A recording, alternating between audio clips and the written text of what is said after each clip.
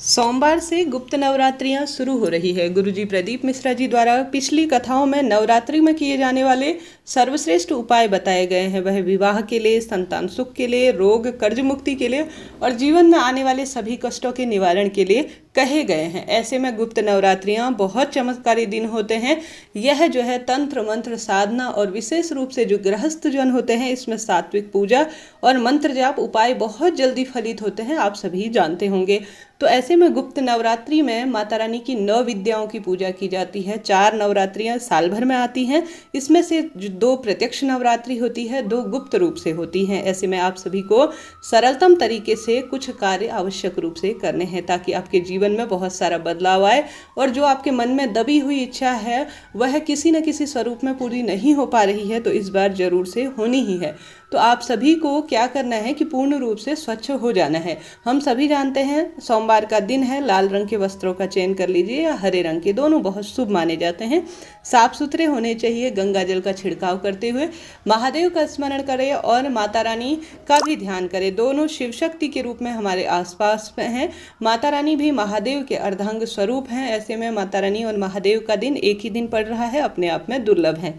आप सभी व्रत नहीं करते ना, कई लोग गुप्त नवरात्रि के व्रत नहीं कर पाते। हालांकि हर एक जन जो विशेष साधु संत जन होते हैं, सन्यासी जन होते हैं, विशेष नियम लेते हैं या जो है माता रानी के सभी स्वरूप, सभी 9 विद्याओं को, 10 विद्याओं को मानने वाले 9 शक्तियाँ होती हैं, 10 विद्याएं महाविद्याएं कही गई हैं, तो उन सभी का पालन करते हुए कई लोग करते भी हैं। परंतु आप कुछ भी नहीं कर सकते, व्रत नहीं करते, आपके यहाँ ऐसा चलन नहीं है, कोई दिक्कत की बात नहीं है। सरलतम तरीके से अपनी मनोकामना पूर्ति के यह उपाय आपको अपने घर पर करनी ही है। गुप्त नवरात्रि में इस बात का पूर्ण रूप से ध्यान रखें कि गुप्त रूप से ही इन दिनों उपाय किए जाते हैं, क्योंकि इन दिनों माता रानी की दैवी शक्तियाँ बहुत प्रबल होती हैं, ऐसी मान्यता है। तो गुप्त रूप से ही कोई भी उपाय करे। तो पहला उपाय आप सभी को मैं बताना चाहूँगी गांठ का। यह उपाय विशेष है मनोकामना पूर्ति का, ठीक है। और साथ ही अन्य उपाय भी हैं जो कि सोमवार के हैं और साथ ही अन्य तरह के उपाय हैं। पहला उपाय आपको अपने घर पर माता रानी नवरात्रि का ही बताना चाहूँगी। उसमें सबसे पहले माता रानी की प्रतिमा फोटो विराजमान कर लीजिए। आज आपके पास जैसी भी है सरलतम तरीके से कर लीजिए। अपने मंदिर में ही रखी है जो उसे पूर्ण रूप से साफ स्वच्छ करें। अगर अपने हाथों से माला इत्यादि बनाकर पहना रहे हैं तो अति श्रेष्ठ है। नवरात्रि में जो यह गुप्त नवरात्रियों के दिन होते हैं, माता रानी की 10 महाविद्याओं की जो है इन दिनों पूजा होती है, ऐसी मान्यता है। इसमें प्रथम जो है माँ काली की पूजा होती है, प्रथम दिन है ना, इस बात का ध्यान रखिए।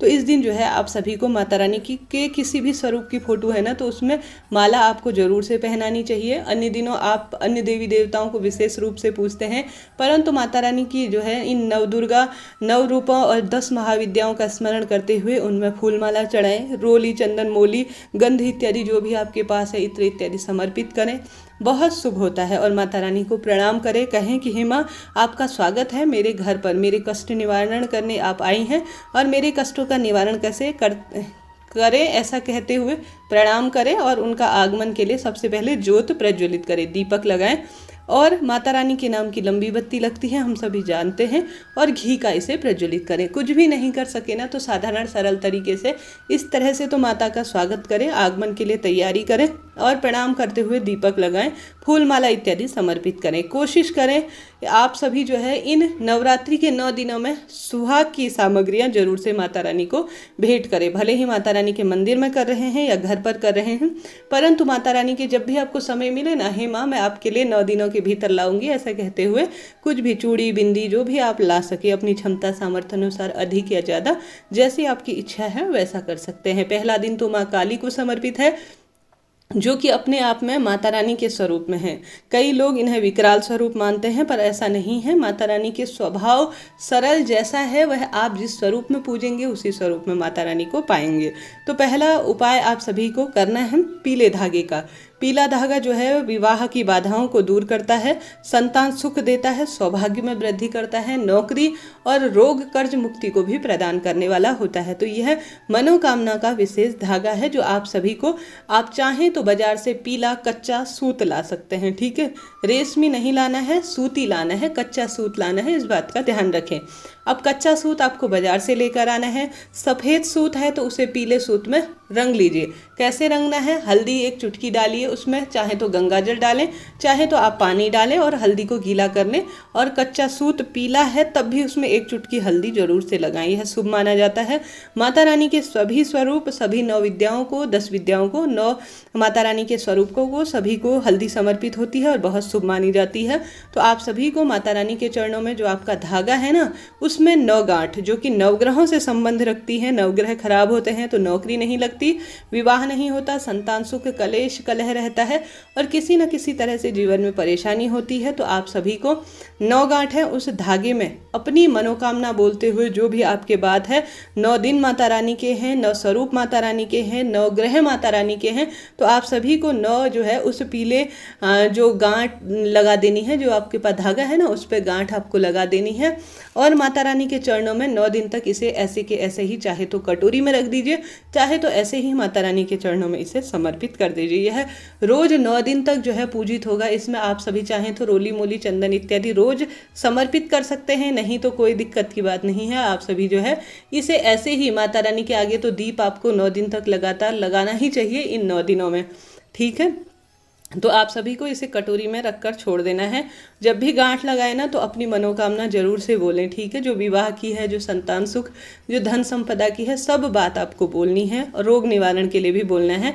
और 9वें दिन आप सभी को वह गांठ जो है वहाँ से उठाकर जहाँ आपकी इच्छा करे शरीर के ऊपरी भागों में बांध लेनी है। चाहे तो हथेली में बांधें, चाहे तो कमर में बांधें, चाहे तो आप गले में बांधें, यह जो है आप बाजू में भी बांध सकते हैं। यह चमत्कारी धागा आपके जीवन की दशा और दिशा को बदल देगा। तो यह उपाय आप सभी को नवरात्रि के प्रथम दिन चाहे तो शुरू करें, नहीं तो दूसरे दिन से भी शुरू कर सकते हैं, कोई दिक्कत की बात नहीं है, ठीक है। इस तरह से यह उपाय था मेरे द्वारा बताया गया। उपाय आपको पूर्ण रूप से समझ में आया हो, सही रहा हो तो कृपया लाइक शेयर सब्सक्राइब करना आप सभी भूल जाते हैं। वीडियो को भी लाइक करें और कमेंट्स बॉक्स में हर हर महादेव लिखें। और आपको कोई सवाल हो जिसे मैं बताने में असमर्थ आपको लग रहा है कि दीदी आपने यह बात नहीं बताई, तो मुझे पूछिए और कोई भी दुविधा का अंत आप सभी चीज़ों का पाएंगे। तो यह सरल सा उपाय है जो गुप्त नवरात्रि में आपको घर पर करना ही है, ठीक है ना। तो यह सरल सा उपाय है। माता रानी को आपको कुछ ना कुछ, जैसे कि माता रानी काली की पूजा होती है प्रथम दिन, तो काले चने का भोग लगाएं।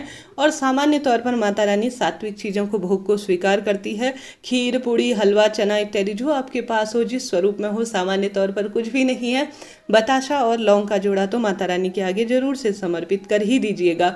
माता रानी देखिए माता हैं, वह किस रूप में है, बच्चा मेरा किस स्वरूप में है, सब जानती हैं। आप जो भी उन्हें देंगी ना प्रेम पूर्वक वह स्वीकार करेंगी जी। आप यकीन मानिए माता रानी बहुत दयालु है। माता रानी का काली स्वरूप हो या कोई सा भी स्वरूप हो, माता रानी को आप जैसे पूजेंगी वह उसी रूप में आपके साथ चलेंगी।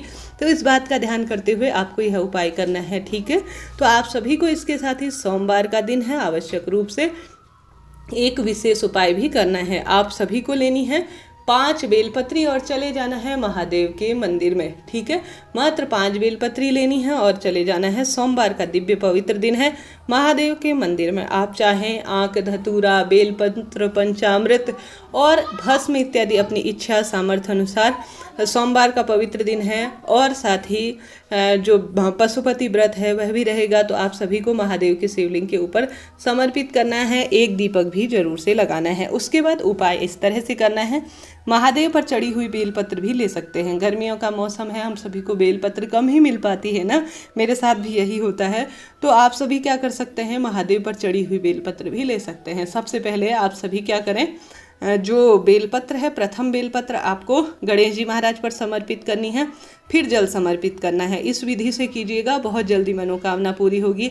दूसरा बेलपत्र आपको गणेश जी महाराज के बाद जो कार्तिकेय जी है ना उन पर समर्पित करनी है, फिर जल समर्पित करना है। उसके बाद माता अशोक सुंदरी पर, उसके बाद जल समर्पित करना है। माता रानी का हस्त कमल है ना उस पर एक बेलपत्र समर्पित करना है, फिर जो है उसके ऊपर जल समर्पित करते हुए अंत में 5वीं बेलपत्र आप सभी को शिवलिंग के ऊपर समर्पित करते हुए उसके ऊपर जल समर्पित करना है। इस तरह से एक सुंदर तरीके से आप बेलपत्र भी समर्पित करेंगे और 5 स्थानों पर जल भी समर्पित करेंगे। महादेव का जो शिवलिंग है उस पर समस्त शिव परिवार पर विराजमान है, हम सभी जानते हैं। और सभी को जल चढ़ाना और सभी को बेलपत्र चढ़ाना इस तरह से सोमवार के दिन बहुत शुभ और पवित्र माना जाता है। आप सभी को अपनी मनोकामना बोलनी है झोली पसारनी है और प्रणाम करना है। भूल चूक के लिए क्षमा प्रार्थी हों। प्रार्थना करनी है कि हे महादेव, हे शिव शक्ति, आज सोमवार गुप्त नवरात्रि है, मेरे घर आए, मेरी मनोकामना पूर्ण करें, कष्ट मिटाएं। यह प्रार्थना करते हुए भूल चूक के लिए क्षमा प्रार्थी हों। चाहे तो मंत्र जाप जरूर से करें। हर हर महादेव, जय माता दी।